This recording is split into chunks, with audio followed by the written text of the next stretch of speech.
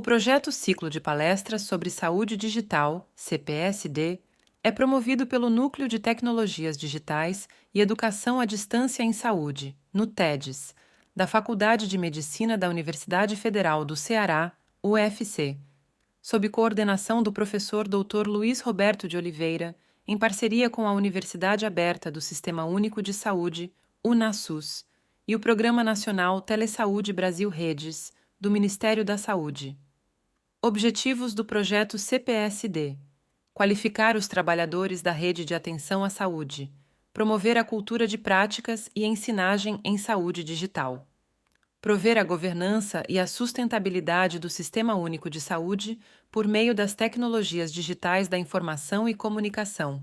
Importante: o projeto CPSD emite certificação para aqueles que comprovadamente assistirem a, no mínimo, 20 webconferências. Os encontros virtuais são realizados pela plataforma da Rede Nacional de Ensino e Pesquisa de forma síncrona e disponibilizados no canal do NUTEDES no YouTube. NUTEDES UFC. Siga-nos nas redes sociais: Instagram, @NUTEDES, UFC, Facebook, @nutedes.ufc. Acesse a web rádio do NUTEDES, disponível pelo site nutedes.ufc.br. Bom dia, boa tarde e boa noite, né, aos colegas que estão aqui conosco mais uma vez, né, dentro desse bloco de cuidados clínicos, né, e agora com o eixo da reumato.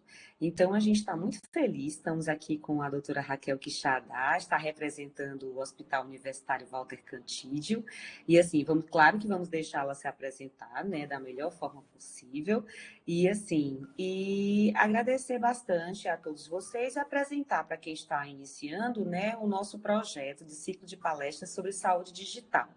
Aqui nós temos dois objetivos principais, né, desse projeto de extensão do NUTEDES FAMED UFC, que tem parceria com o programa do Ministério da Saúde, Telesaúde Brasil Redes, que é justamente qualificar esses nossos colegas, né, que estão na atenção primária à saúde, atenção especializada. Vamos chegar também na complexidade hospitalar, é lógico, mas a gente gostaria de ter esses colegas conosco primeiro, né, aqui, engajamento desses colegas, né, da atualização deles. Para quê? Para que eles entendam a importância deles, né, nos pontos de atenção, das redes de atenção à saúde, né, no reconhecimento precoce, na intervenção diagnóstica e terapêutica adequada, né, Raquel?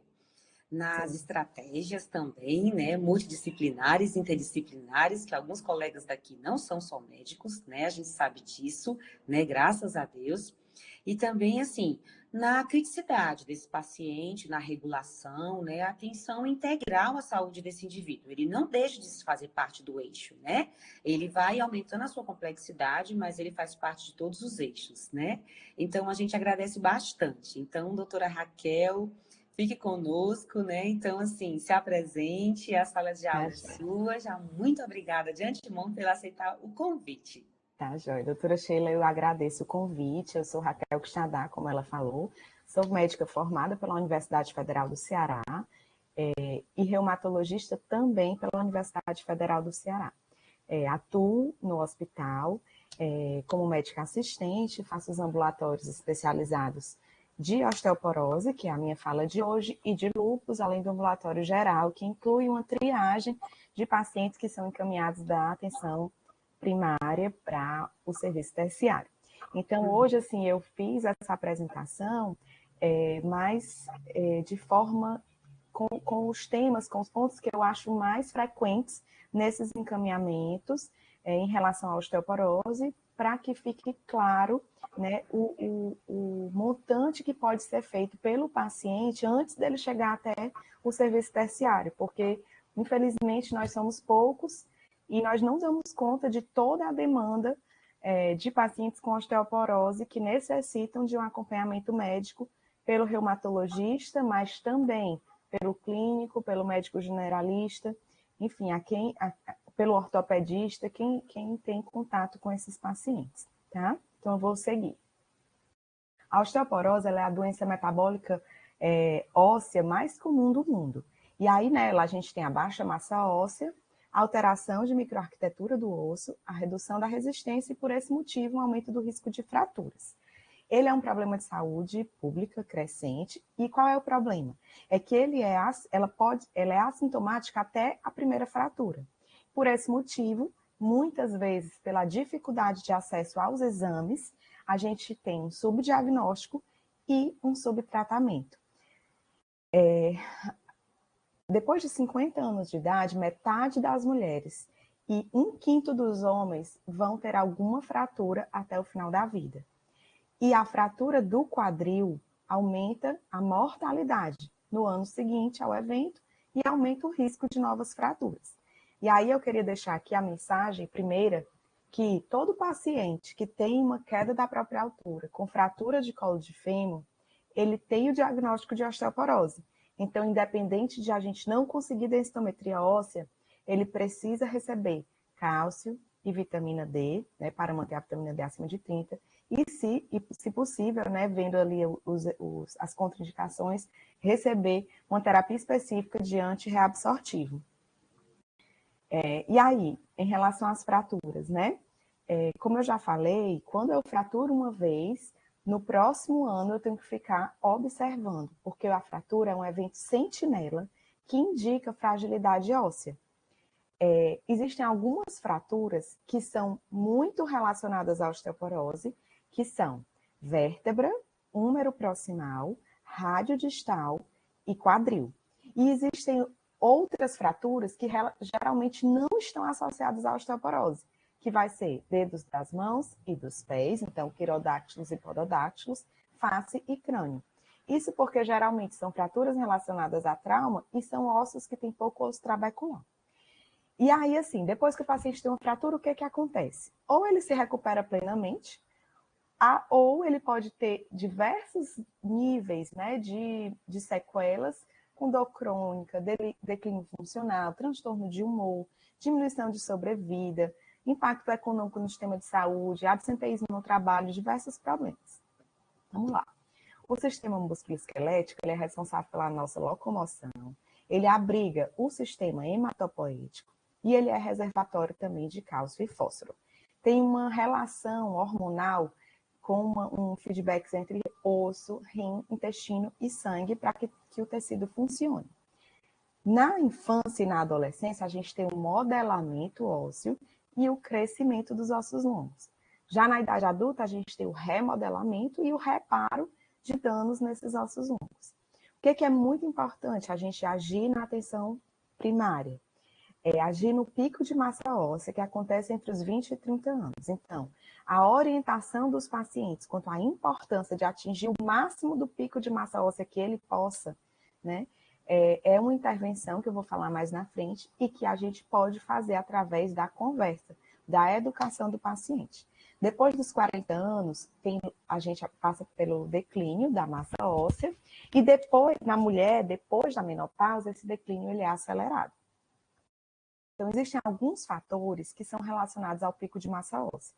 Entre eles, a genética, que não é modificável, mas outros que são modificáveis. A nutrição adequada, a atividade física, o tabagismo, que se correlaciona negativamente com a massa óssea, qualquer doença crônica, mas algumas em especial que eu vou comentar, e algumas medicações que eu vou citar aqui com bastante importância, o glicocorticoide.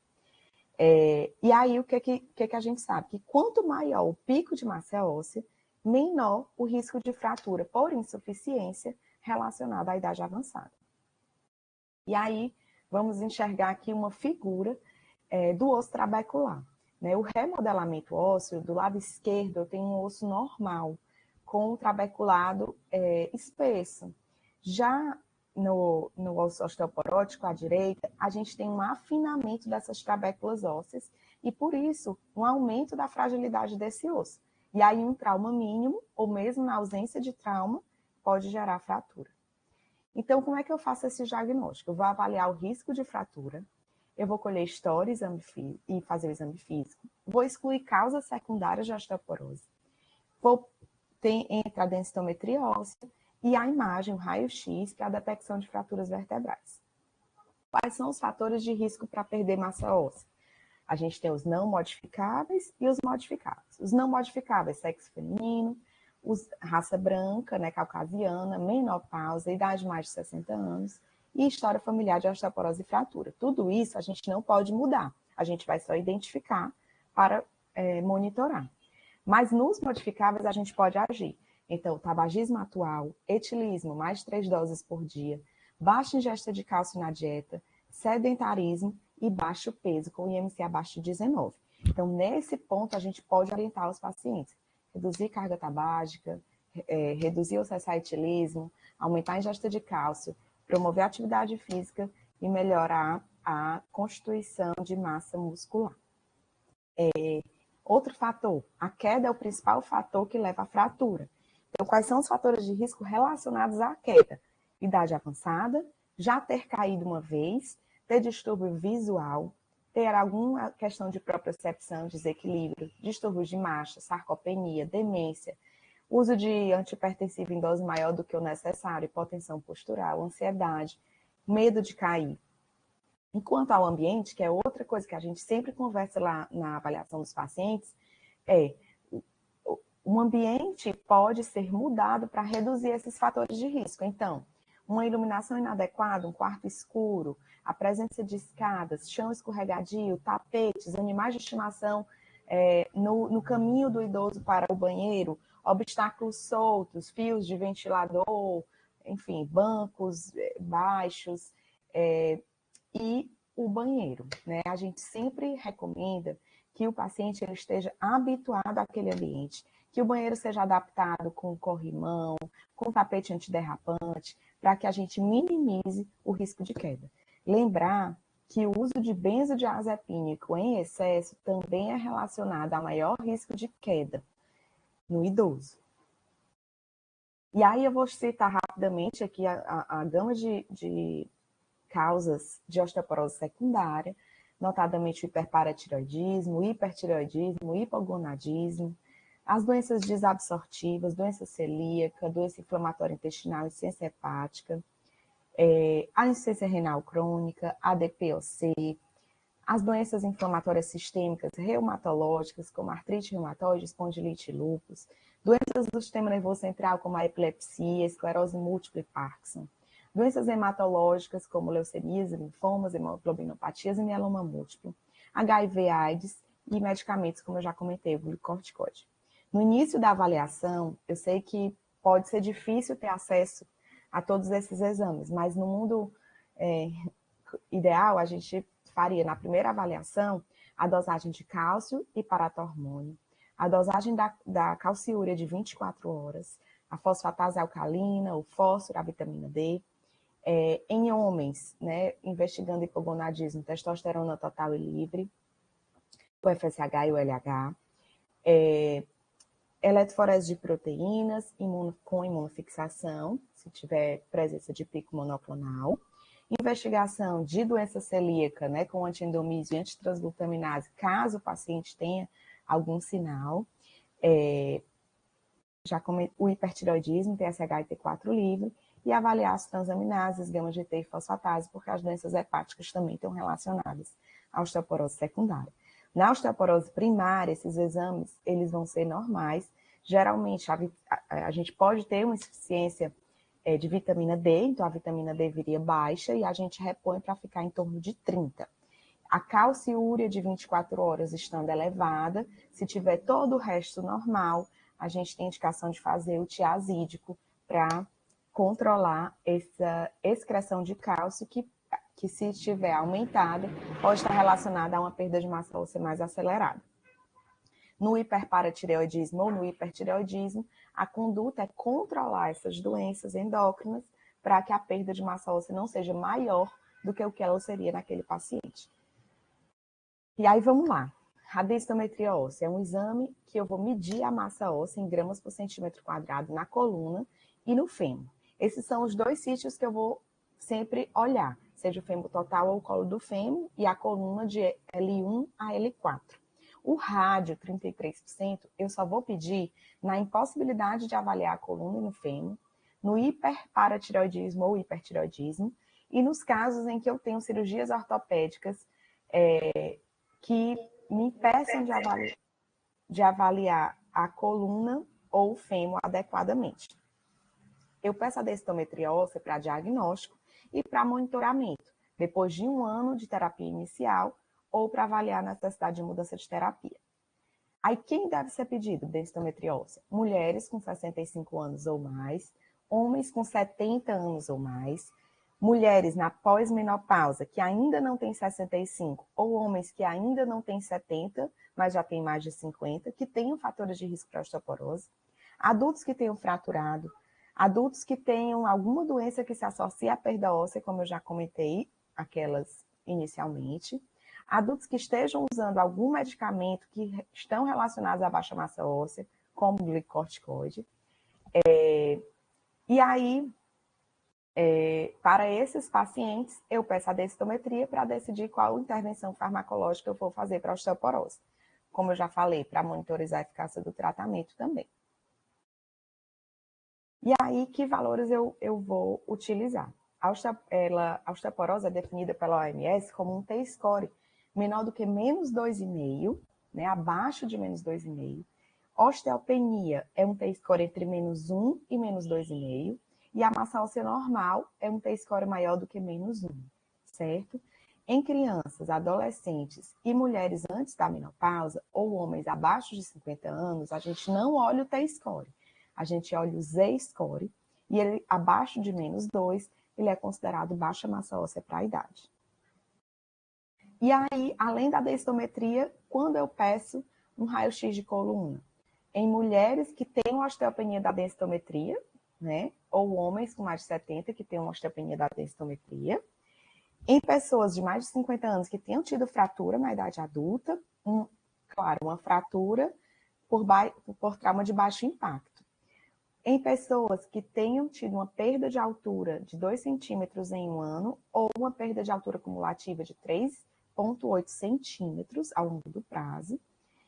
Aqueles pacientes que usam corticoide por tempo prolongado, e aí a gente fala que a partir de 3 meses de uso de corticoide, 7,5 mg por dia, já poderia estar relacionada à indução de osteoporose por corticoide. E comorbidades associadas à perda de massa óssea, como, por exemplo, hiperparatireoidismo. Outra indicação seria um paciente que tem uma dorsalgia, mas não qualquer dorsalgia, e sim uma dorsalgia com fator de alarme. Então, pacientes que acordam à noite pela dor, pacientes que estão evoluindo com a cifose progressiva, que pode traduzir achatamentos de vértebra. E aí eu trouxe aqui algumas imagens, eu vou tentar passar o cursor, não sei se está aparecendo. Esse é o aspecto da fratura por osteoporose vertebral. Não é uma perda de continuidade do córtex. Como a gente tem uma redução da trabécula óssea, né, um enfraquecimento da trabécula, ele fica mais compactado. O mais comum é que seja uma redução mais anterior do que posterior da altura da vértebra e que essa vértebra esteja menor do que as duas vértebras adjacentes. O normal é que a vértebra lombar seja de maior tamanho e vá diminuindo de forma ascendente, porque aqui a gente suporta mais peso.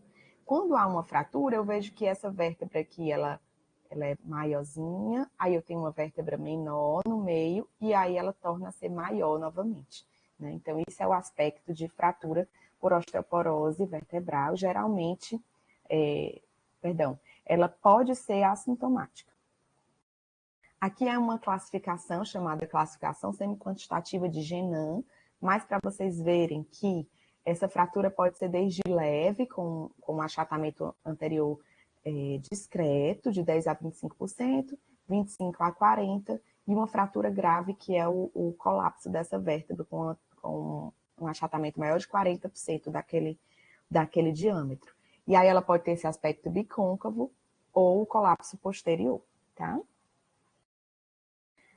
E outro instrumento que eu acho muito importante a gente lembrar nessa aula é o FRAX. Então, o que é o FRAX? É um instrumento de estimativa de risco de fratura em 10 anos de quadril e fratura major, que são aquelas 4, principalmente relacionadas à osteoporose: vértebra, quadril, punho e úmero. ele é validado para indivíduos entre 40 e 90 anos, que sejam virgens de tratamento ou que já tenham parado o bisfosfonato há 2 anos e eu estou pensando se eu vou reiniciar ou não, ou que tenham parado um tratamento não bisfosfonato por pelo menos 1 ano. E para colocar no Frax, o paciente ele ou não fez densitometria, ou ele tem uma densitometria que tenha uma osteopenia no fêmur, seja de colo ou seja o fêmur total. Geralmente a gente usa o valor que estiver mais alterado. Esse é a tela. Eu sugiro que vocês olhem depois o site da Abraço. E esse é o link, né, para acesso do Frax, esse instrumento de cálculo. E como vocês podem ver, é interessante que se coloque Frax Brasil, porque todo país tem o banco de dados do Frax adequado àquela população, tá?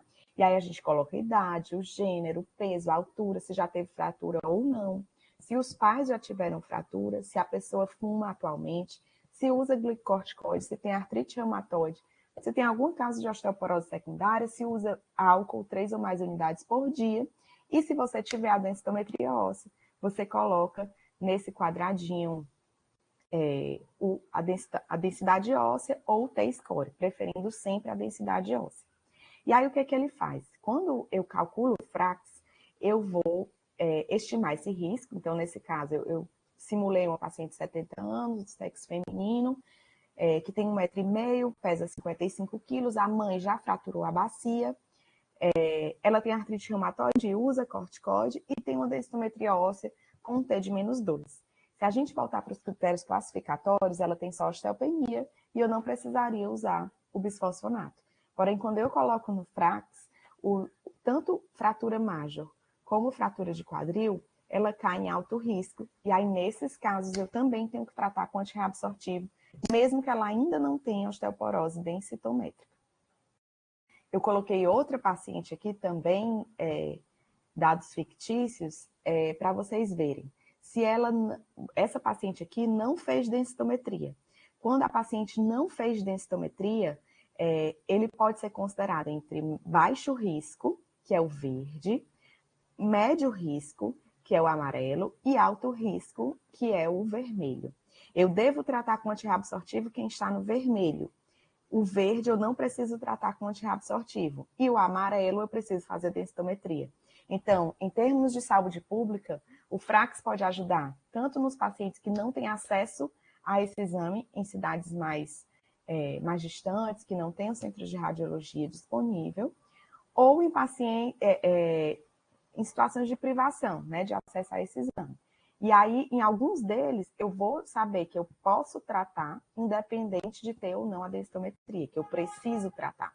E aí eu deixo para pedir a densitometria para os pacientes que eu estou na dúvida se vão se beneficiar ou não do bisfosfonato.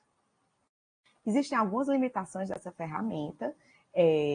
Por exemplo, ele não leva em conta se o paciente teve quedas, né, que, como eu já falei, é o fator principal para a próxima fratura, são quedas.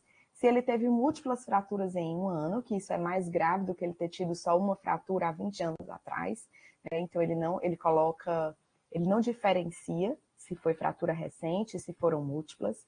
Ele não diferencia se eu estou tendo uma osteopenia, mas eu tive uma rápida velocidade de perda óssea.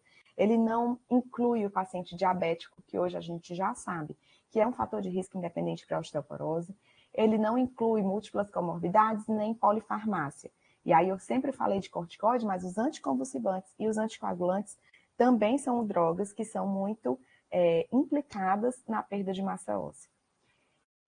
E aí, assim, então a gente conversou aqui que a gente teria 3 formas de diagnosticar a necessidade de tratamento com antirreabsortivo nas mulheres pós-menopausa e homens acima de 50 anos. Ou através da densitometria, nos casos em que o T-score for menor do que -2,5, no fêmur, no colo do fêmur, na coluna ou no rádio, naquelas situações específicas, ou quando o paciente tiver uma fratura de quadril ou vértebra, independente do T-score, independente da densitometria, eu tenho que tratar, porque são fraturas definidoras de osteoporose, se for baixo impacto. E se o paciente tiver osteopenia com fratura de pelve, húmero proximal ou rádio distal. Essas são 3 indicações de tratamento. E existe mais uma que a gente comentou por último agora, é um paciente que tem osteopenia de colo de fêmur e tem um FRAX de mais de 3% para quadril ou mais de 20% para fraturas major relacionadas à osteoporose. E aí vamos lá, falando de tratamento, a gente tem as recomendações universais para a saúde óssea, que incluem medidas farmacológicas e não farmacológicas, mudanças do estilo de vida e intervenção em fatores de risco modificáveis. A gente sempre tem que checar a adequada ingesta de cálcio, que é 1.000 miligramas de cálcio elementar para homens abaixo de 70 e mulheres abaixo de 50, e 1.200 miligramas de cálcio elementar para homens mais de 70 e mulheres mais de 50. Essa suplementação de cálcio não deve exceder 1.500, para não aumentar o risco de nefrolitíase em indivíduos predispostos. O ideal é que a gente reponha o cálcio na dieta, com laticínios de baixa concentração de gordura, vegetais verde escuro e peixe. Se a gente não atingir a necessidade basal diária, aí sim a gente complementa com suplementação oral. E o risco cardiovascular, ele aumenta se suplementar o cálcio? Os dados são controversos, mas a reposição de cálcio com a vitamina D até 2.000 unidades dia, ou seja, até 14.000 por semana, se a vitamina D está ok, é seguro, tá? Não existe indicação de reposição de cálcio com superdose de vitamina D, porque eu posso tanto induzir litíase renal, como eu posso aumentar o risco cardiovascular. O cálcio, ele é oferecido na rede básica através do carbonato de cálcio, que tem 40% de cálcio alimentar, que é melhor absorvido no pH ácido, e por esse motivo a gente recomenda que seja tomado após as refeições, mas se o paciente tiver intolerância gastrointestinal, eu tento fracionar a dose em mais tomadas, ou eu posso trocar pelo citrato de cálcio. O citrato de cálcio, ele não é amplamente distribuído na rede pública, ele tem menos cálcio alimentar, ele tem 21% de cálcio alimentar, mas a absorção independe do pH, e ele pode ser uma boa opção nos casos de acloridria, de doença inflamatória intestinal e outras síndromes desabsortivas, e no uso de inibidor de bomba de próton crônico. A vitamina D, ela facilita a absorção de cálcio e participa da mineralização óssea. A gente tem uma necessidade basal diária, né, os indivíduos com mais de 50 anos, de uma taxa de 800 a 1.000 unidades por dia. E o alvo é 30 nanogramas por ml, né, de 25-hidroxivitamina D, que é o exame que a gente dosa. Esse nível está associado a uma ótima absorção de cálcio. As principais fontes dietéticas de vitamina D são leite fortificado, cereais, peixe, salmão, atum e cavala, óleo de fígado de girassol. E a gente prefere repor a vitamina D3, que é o colecalciferol, do que a vitamina D2, que é o ergocalciferol. Mas alguns pacientes podem perguntar, e a vitamina D2 ela é uma boa opção para veganos, porque ela é uma produção derivada de vegetais. A gente tem uma sugestão de dose de reposição na deficiência de vitamina D, em que a gente faz um ataque de 50.000 unidades por semana, entre 5 a 8 semanas, e aí seguido de uma nova dosagem de vitamina D, e se ela tiver acima de 30, a gente mantém 1.000 a 2.000 unidades por dia. Existe esse trial vital, que incluiu mulheres de mais de 55 anos e homens de mais de 50, com vitamina D acima de 20 e massa óssea normal para a idade, ou seja, eles não tinham osteopenia e não tinham osteoporose, e eles não se beneficiaram de reposição de vitamina D no contexto da saúde óssea ou da prevenção de fraturas. Ou seja, eu mantenho uma vitamina D maior do que 20 em mulheres e homens com massa óssea normal, não diminui risco de fraturas por osteoporose. Os idosos, eles têm algumas questões que levam à deficiência de vitamina D, tem maior incidência de insuficiência renal crônica, se expõem menos ao sol. Alguns fatores são relacionados à redução de absorção de vitamina D intestinal, como a doença celíaca, a doença inflamatória intestinal e a cirurgia bariátrica. E existem algumas situações em que há redução na síntese e ativação cutânea de vitamina D. Então, é a hiperpigmentação da pele, fatores relacionados à estação. Eu estou falando do Ceará, então aqui a gente tem sol o tempo todo, mas não são todos os locais onde é assim que acontece. O tempo de atividade ao ar livre, então se for uma redução do tempo de atividade ao ar livre, eu tenho menos síntese e ativação cutânea de vitamina D, e o uso de protetor solar, que está indicado para prevenção de câncer de pele, mas aí faz com que a gente ative menos vitamina D. Continuando as recomendações não farmacológicas, cessar tabagismo, moderar a ingesta de álcool até 2 unidades dia na mulher e até 3 unidades dia no homem. O álcool, ele reduz a absorção de cálcio e aumenta o risco de queda. E estimular a prática de atividade física com carga, para fortalecimento muscular e melhora do equilíbrio. Então, se a gente fizer atividade física desde a infância e adolescência, a gente vai ter um maior pico de massa óssea. Então, isso é uma ação de promoção de saúde na atenção primária, né? Estimular a atividade física para atingir o pico de massa óssea. E nos idosos, a gente também tem benefício, mesmo que ele já tenha tido fratura, treino com carga, com aumento progressivo de resistência e equilíbrio para aumento de massa muscular e massa óssea. Além disso, as orientações para reduzir risco de quedas, né, atividade física, como eu já falei, uso de óculos corretivos, correção de deficiência de vitamina D, adequação do ambiente tanto no domicílio quanto no trabalho e evitar drogas em uso indiscriminado, como os benzodiazepínicos. Aí eu trouxe uma meta-análise em que a atividade física combinada, aeróbico, propriocepção e força de moderada intensidade 3 vezes por semana, reduziu 22% o risco de queda e 26% de risco de queda com injúria física em um ano. Então, em apenas um ano de atividade física, a gente reduz em 1/5 as quedas e 1/4 o risco de injúria por essa queda. E pacientes que já sofreram a primeira queda, a atividade física reduz risco de nova queda e novas fraturas. Dentro das recomendações farmacológicas, eu vou me deter mais no bisfosfonato, que é a primeira indicação e é o que a gente tem amplamente distribuído na rede pública, tá? Os bisfosfonatos, eles incluem o alendronato e o risendronato, o ibandronato e o ácido zoledrônico. Os 3 primeiros são via oral e o último é endovenoso. Os 2 que estão disponíveis no SUS é o alendronato e o risendronato. A terapia relacionada a estrógeno, ela tem seu papel, eu vou falar mais na frente. Tanto a terapia de reposição hormonal para aqueles pacientes que têm os sintomas do climatério e o raloxifeno para alguns pacientes nos primeiros 10 anos de menopausa, que não tenham fratura e que tenham osteoporose exclusiva da coluna. O PTH recombinante, teriparatida e abaloparatida são formadores de osso. Inibidor de rank ligante é o denosumab, que é um imunobiológico, que é um antirreabsortivo potente. E nós temos também um anticorpo monoclonal inibidor da esclerotina, que é o romosozumab. Tínhamos a calcitonina, que era usada para tratar a osteoporose, mas hoje em dia ela não tem mais esse papel modificador da osteoporose, na maioria dos casos, e ela usa restrito para analgesia de fratura de coluna, tá? A maioria desses estudos foi feita em mulheres na pós-menopausa. Alguns deles não são liberados para homens, tá? Então, por exemplo, o raloxifeno e o TRH, claramente, é só para mulheres, né? E alguns dos bisfosfonatos, eles não previnem fratura além das vértebras. Então, o alendronato, o risendronato e o ácido zoledrônico previnem todas as fraturas, tanto coluna como quadril. O ibandronato, ele só previne fratura de coluna. Então, a gente tem que ter atenção também a esse perfil da densitometria do paciente. E aí, o paciente tem aquelas indicações de tratamento, aí eu vou estratificar o risco. Para todo mundo, eu vou fazer cálcio e vitamina D acima de 30.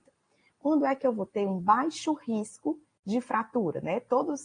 Esse vai ser quando eu não tiver fratura, quando eu tenho um T normal, um T maior do que -1, o Frax é baixo, a conduta é reavaliada depois de 2 a 4 anos e ele pode ser seguido na atenção primária. Quando é que o risco é moderado? Quando eu não tenho fratura de vértebra ou quadril, quando eu tenho um T-score entre -1 e -2,5, ou seja, a osteopenia, o Frax deu baixo risco e eu também posso reavaliar em 2 a 4 anos. Vejam que esse risco moderado é a osteopenia. E aí, o que eu estou dizendo que não precisa começar o tratamento, não precisa começar um fármaco específico como antirreabsortivo. Mas reposição de cálcio e vitamina D, sim, a partir do moderado risco. Risco alto é quando o paciente tem de fato a osteoporose densitométrica ou tenha tido alguma fratura de vértebra ou quadril ou tenha um Frax alto. Nesse caso, é o paciente clássico que vai começar o bisfosfonato oral, geralmente o alendronato, 70 mg, uma vez por semana, em jejum, com um copo de água, e não deitar 30 minutos para que não haja o refluxo dessa medicação com risco de esofagite química. Esse paciente ele pode ser seguido na atenção primária. E eu vou comentar um pouco mais sobre essa programação terapêutica. E o paciente de muito alto risco é aquele paciente que vai precisar ser encaminhado para atenção terciária, que são os pacientes que eu recebo no ambulatório, e eles têm essas características: múltiplas fraturas, um T-score muito baixo, abaixo de -3 ou -3,5.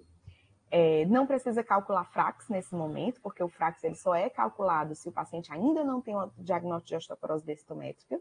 E aí, nesses casos, idealmente, eu vou ter que iniciar um formador de osso, né? Eu vou ter que fazer um agente anabolizante do osso, ao invés de só desacelerar a perda óssea, né? Então, é a teriparatida e o romosozumab. A teriparatida ela foi incluída pelo Ministério da Saúde em julho de 2022, nesses pacientes graves e refratários, mas infelizmente a gente ainda não tem a disponibilidade de prescrição administrativa, estamos aguardando. E o ácido zoledrônico também foi incluído nessa mesma portaria, mas também ainda não temos não temos a liberação administrativa, estamos aguardando.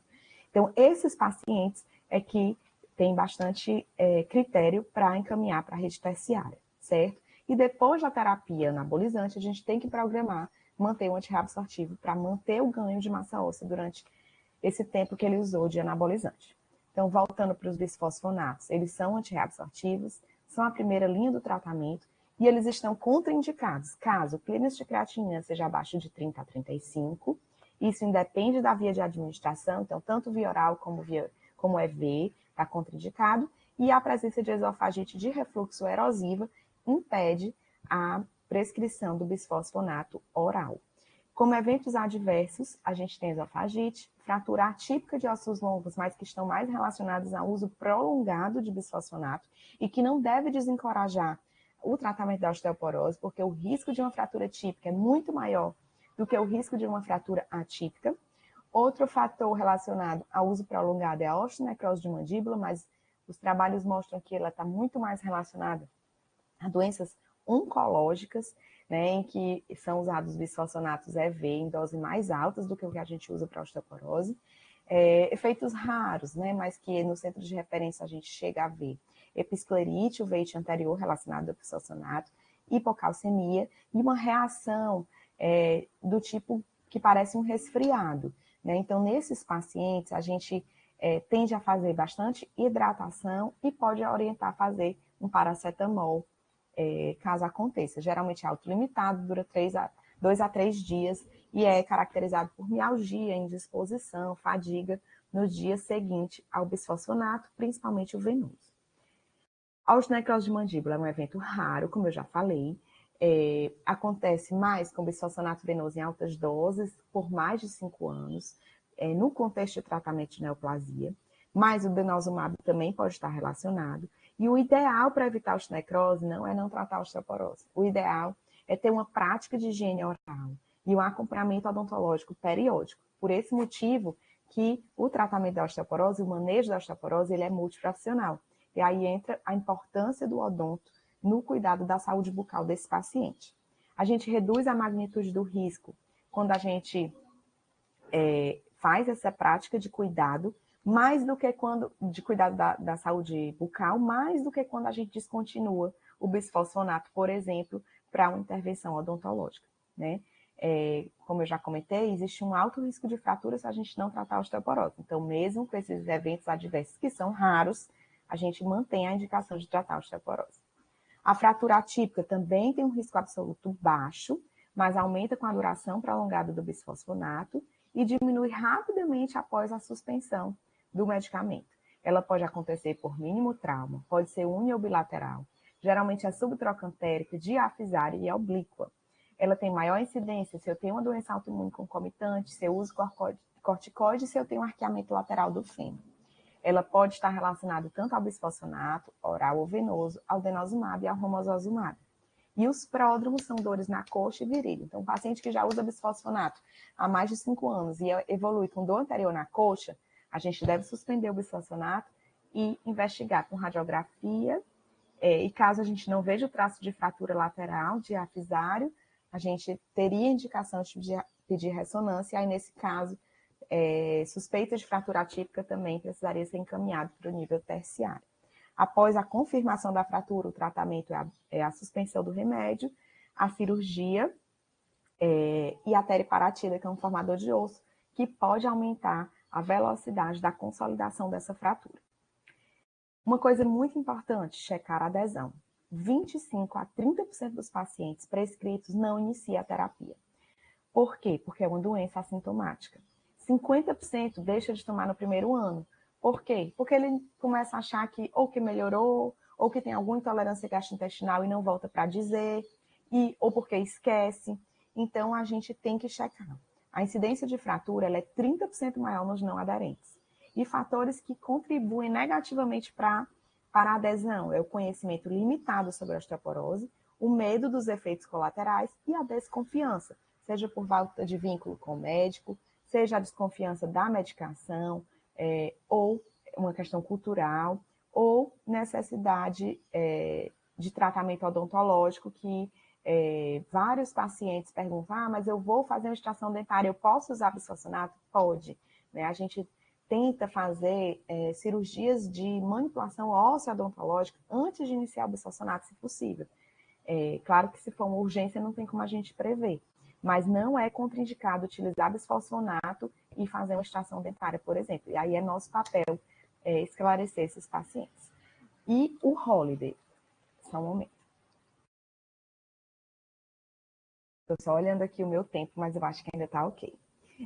O que é o Holiday? Né? O Holiday é uma pausa que eu devo considerar após 3 anos do bisfosfonato venoso, ou no nosso contexto aqui dessa aula, após 5 anos do bisfosfonato oral. Eu posso fazer uma pausa de até 5 anos. E qual é o critério? Então, eu comecei um tratamento para osteoporose num paciente que tem osteoporose densitométrica com um T-score de menor de menos 2,5. Se durante o tratamento ele não fraturou e ele passou para o nível de osteopenia densitométrica, depois de 5 anos eu posso parar o alendronato, certo? E aí, qual é o benefício? Eu reduzo o risco de fratura atípica e de osteonecrose e se o paciente está em moderado risco, né, eu reestratifico e ele saiu de osteoporose para osteopenia, eu fico segura, fico mantendo uma avaliação densitométrica a cada 2 anos, calculo o Frax, após 2 anos sem bisfosfonato, eu posso voltar a calcular o Frax para indicar novamente reinício de tratamento e posso depois reiniciar e fazer até 10 anos de bisfosfonato. Para o caso dos pacientes que usem bisfosfonato por 10 anos e ainda mantêm osteoporose densitométrica, esses pacientes precisam ser encaminhados para atenção terciária para mudança de tratamento. É importante lembrar que só o bisfosfonato pode ser feito pausa no tratamento, porque ele tem um efeito de longo prazo no osso, no tecido ósseo. O denosumab, o teriparatida, o raloxifeno, todos esses não têm efeito residual. E aí, se eu suspendo, eu posso perder aquele ganho que eu tive ou aquela desaceleração da reabsorção, certo? Especificamente o denosumab, se algum paciente chegar para você e diz, eu estou usando o Prolia, o denosumab, a gente tem que ter o cuidado dele não descontinuar sem um tratamento de manutenção, porque essa medicação está relacionada à fratura vertebral múltipla como um rebote, caso a gente não faça uma estabilização desse osteoclasto depois de 6 meses. O monitoramento do tratamento, a gente faz uma reavaliação clínica anual para avaliar a altura, para avaliar se houve uma nova cifose, para avaliar se teve queda, fratura, agravamento de comorbidades, para a gente checar a adesão ao tratamento. E aí, se teve diminuição de altura, ou lombalgia nova, ou previsão de Holiday, a gente pede a densitometria e o raio-x. Se estiver correndo tudo bem, eu não preciso ficar repetindo periodicamente estes exames. Os biomarcadores, eles entram mais num contexto de casos mais difíceis para checar a adesão. Existe uma dosagem que não é disponibilizada no SUS, chamada CTX, que é o telopeptídeo C, que ele é um marcador de reabsorção óssea e ele está supresso em caso do paciente estar aderindo à medicação e estar bem absorvendo a medicação. Ele é pedido, às vezes, para a gente discernir se o paciente que estava usando o bisfosfonato fraturou, se ele não estava absorvendo, se ele não estava aderindo a esse tratamento, mas ele não entra no contexto inicial do manejo da osteoporose na atenção primária.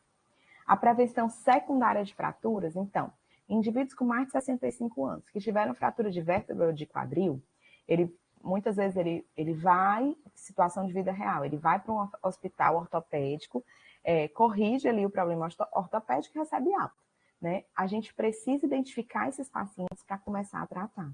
Então, ele precisa de um manejo multidisciplinar para prevenir novas fraturas nos próximos 1 a 2 anos, que idealmente incluiriam a fisioterapia, a atividade física e o manejo com bisfosfonato. Eu teria que corrigir os fatores de risco para queda e, depois de fratura, pelo menos ele tem que começar o bisfosfonato. Não posso deixá-lo sem tratamento. E aí, a longo prazo, ficar avaliando como vai evoluir a osteoporose dele. Eu não sei se vale a pena, eu trouxe todas essas outras medicações que a gente usa, acho que eu vou falar rapidamente, a gente ainda tem alguns minutos. Então, a terapia de reposição hormonal e o estrógeno tópico, ele tem seu valor dentro do contexto de osteopenia em mulheres que estão na menopausa com sintomas vasomotores e ou atrofia vulvovaginal. 5 anos de terapia de reposição hormonal reduz o risco de fraturas vertebral, de quadril e de outras, mas depois da suspensão, a perda de massa óssea ela é rápida. A gente tem que programar drogas de manutenção, caso o paciente esteja usando esse estrógeno. E os eventos adversos, neoplasia de mama, doença biliar e neoplasia ou hiperplasia endometrial. Ele é seguro nos primeiros 10 anos da perimenopausa, quando eu penso em infarto, AVC e TEV.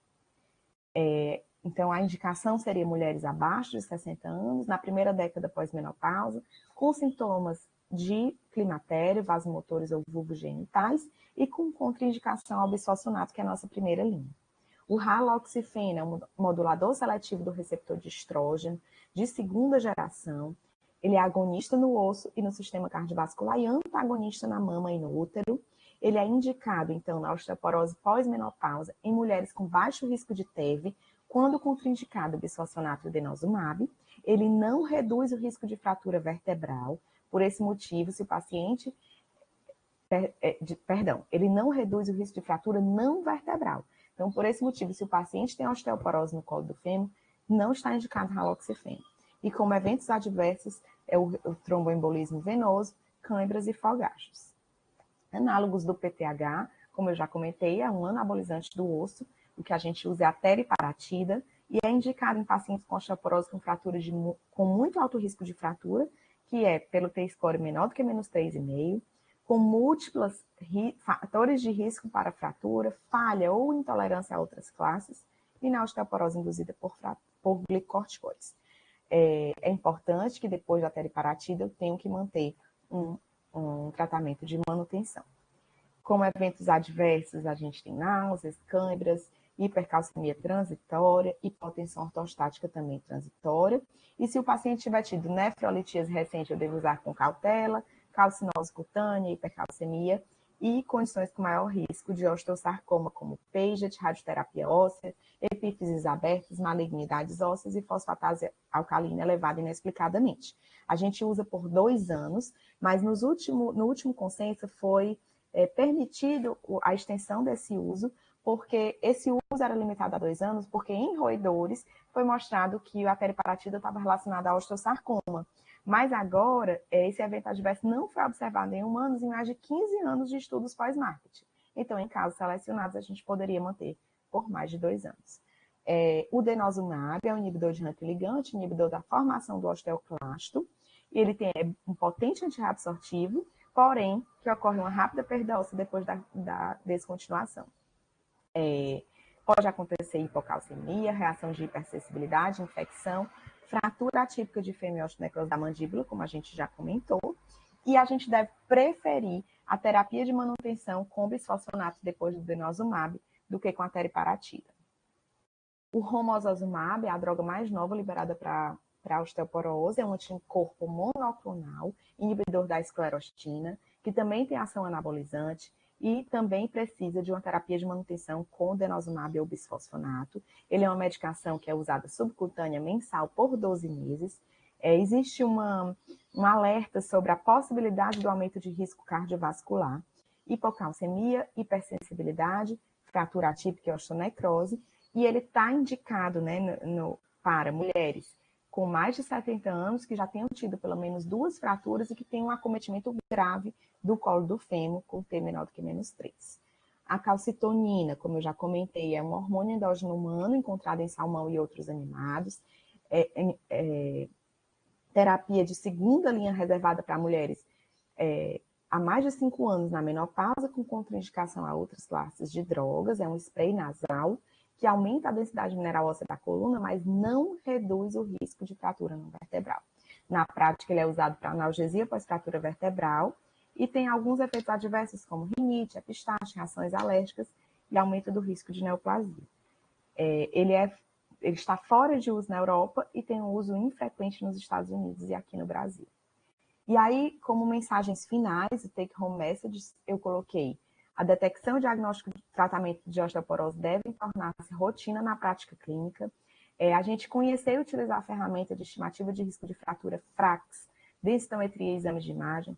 Reconhecer que a fratura no adulto pode ser critério suficiente para indicar tratamento para osteoporose. Que os agentes farmacológicos, anabólicos ou antirreabsortivos reduzem drasticamente a incidência de fratura. Que intervenções não farmacológicas preservam o tecido ósseo, formam o músculo e ajudam a prevenir quedas e fraturas relacionadas. A importância do cuidado multiprofissional e interdisciplinar para a saúde do paciente com osteoporose e que nos pacientes idosos, cuidar da saúde óssea contribui para prolongar o tempo de vida saudável e independente desses pacientes. Aqui foram as minhas referências para fazer essa apresentação e aqui é o meu e-mail, caso alguém tenha necessidade de entrar em contato, eu estou à disposição para discutir algum caso necessário. Obrigada. Parabéns, Raquel. Sâmia, você é a primeira. Oi, Sâmia, tudo bom? Adorei a palestra, super esclarecedora. Na verdade, você abordou todos os pontos, né? Assim, começou muito bem falando da importância que a gente considera até uma prevenção da osteoporose no sentido da abordagem do pico de massa óssea, né? Que muitas vezes a gente esquece. Sim. E, na verdade, muitas vezes a osteoporose começa porque a gente também não tem uma aquisição boa do nosso pico, né? A gente não tem uma reserva, como eu costumo explicar de uma maneira mais simplória, né? Isso. Achei muito boa essa parte da explicação, né? Os fatores que influenciam na aquisição do pico de massa óssea. Isso é muito importante, né? Que acaba muitas vezes naquela consulta, a gente acaba esquecendo a importância, né, desse fator, certo? E achei extremamente relevante na sua palestra o esclarecimento também sobre a questão do bisfosfonato, né? Dessa questão, principalmente com relação à odontologia, né? Que assim, é um tema que a gente sofre muito, né? A gente recebe com frequência aquelas cartinhas do dentista pedindo para a gente suspender a medicação e muitas vezes o risco de fratura do nosso paciente é enorme. E é muito mais importante, né, a prevenção daquela fratura do que o implante dentário naquele momento. Não que o paciente nunca vai fazer, né? Mas naquele momento, sim, a importância é a prevenção da fratura para o paciente. Obrigada pela aula, Raquelzinha. Ai, que bom que você gostou. Realmente eu tentei fazer assim de forma prática e adequada para o que eu vejo que chega muito lá no ambulatório, né? São os pontos que a gente pega e eu acho que se a gente difundir essas informações, a gente vai conseguir ajudar, porque a orientação deles vai fazer com que eles tenham uma maior adesão, né? Os pacientes. E a gente não consegue estar na ponta, né? Mas é isso, juntos no cuidado. Quem falou conosco, né, Raquelzinha, foi essa a nossa mediadora, a Sâmia. Mas, Sâmia, compartilha a sua tela para a gente ver você. É possível? Para os colegas verem a nossa mediadora que escolheu os temas, né? Pensando no grupamento lá, né, da ponta, né, dos generalistas. Seja bem-vinda, Sâmia. Quem é você, Sâmia? Meu nome é Sâmia, né? Eu sou reumatologista, né? Eu trabalho no Hospital Geral de Fortaleza. O meu foco lá no hospital, não é nenhum foco, a gente acaba reumatologista, a gente acaba tratando tudo, mas assim, a Raquel deve fazer ambulatório de osteoporose, no Hospital Geral eu faço ambulatório de Sjögren, Grota e artrite reumatoide, e também coordeno o centro de infusão lá no Hospital Geral de Fortaleza. Eu faço ambulatório de osteoporose e de lúpus e o geral de triagem justamente esses encaminhamentos da prefeitura, né? E aí eu acho que esse ciclo de palestras vai ser muito importante para a informação chegar e a gente tentar qualificar esses encaminhamentos e beneficiar os pacientes antes deles conseguirem chegar até o reumatologista. Muito bem. A Raquelzinha e a Sâmia acabaram de fortalecer aí, né, os objetivos do projeto. A gente, assim, está muito feliz com vocês. A Sâmia, ela esteve à frente, primeiro grupo de trabalho, né, para a formação da linha de cuidado ao paciente reumatológico. A nossa linha de cuidado ao paciente reumatológico foi a segunda linha de cuidado da Secretaria de Saúde do Estado. Já não é mais as únicas duas, né? Mas a gente fica muito feliz porque, assim, foi uma batalha que envolveram todos os serviços daqui, adultos e pediátricos, e ainda a academia, o UFC, o S, né? Academia Pública, então, das instituições de ensino superior. Então, assim, a gente está muito feliz. A gente teve gente da Anvisa, do Conitec, nessa minha. Fizemos um Isso. fórum com os pacientes, o grupo de apoio ao paciente reumatológico do Ceará, na presença da doutora Marta, do doutor Marco. Então, assim, a gente tem muito orgulho disso. E agora a gente tem que fazer é lógico que nenhum documento ele é dogmático, né? Ele é estático, ele é dinâmico, ele já precisa ser atualizado, né, Sâmia? A Sâmia sabe disso, eu vou deixar ela falar um pouquinho mais. Mas assim, mas mesmo assim é um marco histórico. Eu devo dizer que é a única linha de cuidado, documento nesse peso de linha de cuidado, que tem a estratégia integral de atenção à saúde nas 3 complexidades do SUS do Brasil. Mas como a gente não sabe, né, Sâmia, todas essas informações, a gente fica só com o orgulho cearense, o orgulho de ser nordestino e o orgulho de ser cearense. Eu vou deixar ela contar essa história. E na verdade, assim, foi uma linha de cuidado aprovada, publicada no Diário Oficial, toda aprovada, com a participação de todos os serviços aqui do Estado, né? A gente fala assim dos serviços grandes, né? Porque tem a UFC, a gente tem lá no Hospital Geral, a gente tem o César Caos e outros, além a importância também da participação do grupo de apoio aos pacientes, né, que é o GAS. Então, assim, foi uma linha de cuidado muito bem fundamentada e, assim, com essa aprovação que a gente conseguiu e a publicação do Diário Oficial, o que a gente assim, estima fazer agora é não só atualizar, mas também colocar em prática e difundir mais, né, porque ela precisa de estímulo de cuidado, mas ela precisa ser mais disseminada de conhecimento, né, a gente difundir melhor por parte dos pacientes em todo o serviço, porque a gente tem uma linha, mas o paciente precisa também, né, saber como é que entra nela, né, como é que ele faz parte dela, para que ele também busque e cobre também, né, tudo que essa linha de cuidado ela pode oferecer para ele, desde medidas mais simples, né, a gente conseguiu até incorporação no início, né, que foi uma grande vitória na Câmara dos Vereadores, a gente conseguiu o filtro solar, né, que foi uma vitória muito importante para a gente, com lúpus, né, sabe que a exposição solar é um dos principais fatores de risco para a ativação da doença, mas a gente difundia essa importância para o paciente na consulta, mas muitas vezes faltava o dinheiro para a compra do protetor solar, né? Fez a Então, diferença, realmente. fez a diferença, né? Foi super importante essa medida, assim, para mim, assim, foi uma mudança extremamente importante, porque a gente difundia tanto isso, é uma medida tão fácil, mas, assim, a gente esbarrava no financeiro dos pacientes, né? Mas essa linha de cuidado engloba várias ações, né, a nível primário, secundário e terciário. E com essa grande aprovação, né, e essa publicação, a gente pretende difundir, né, e fazer ações e difundir mais o conhecimento sobre ela entre os pacientes. Joia. Pois, meninas, obrigada. Assim, em nome do ciclo de palestras sobre saúde digital aqui do NUTEDS, com a Med UFC, a gente, assim, agradece, assim, nossa, meu coração está em festa hoje, né, as minhas meninas lindas e maravilhosas, né, eu vou deixar vocês se despedirem, então, mas de antemão já chamando, nós temos uma quarta webconferência, né, Sâmia, que é sobre dor crônica, musculoesquelética no adulto, com o Dr. Joelson Carvalho, e assim, a gente espera vocês. Próximo bloco é o bloco da ortopedia, também com cuidados clínicos cirúrgicos importantes na APS e não só na APS, mas também na especializada, né, que é SAMU, regulação, UPA, né? Então tá muito bacana e agradecer bastante a todos vocês que estão fazendo conosco viver nessa comunidade de práticas e ensinagem aqui. Mas eu vou deixar um beijinho, vou deixar você se despedir. Eu agradeço também a participação e um beijo, Sam e doutora Sheila. Eu também agradeço a oportunidade, né, de participar aqui com vocês e, assim, estamos à disposição, né, o nosso objetivo realmente é difundir o conhecimento, né, desmistificar, né, muitas vezes os gargalos que a gente tem do tratamento e da abordagem dos pacientes. E nós estamos à disposição para vocês e muito obrigada pelo convite. Tchau.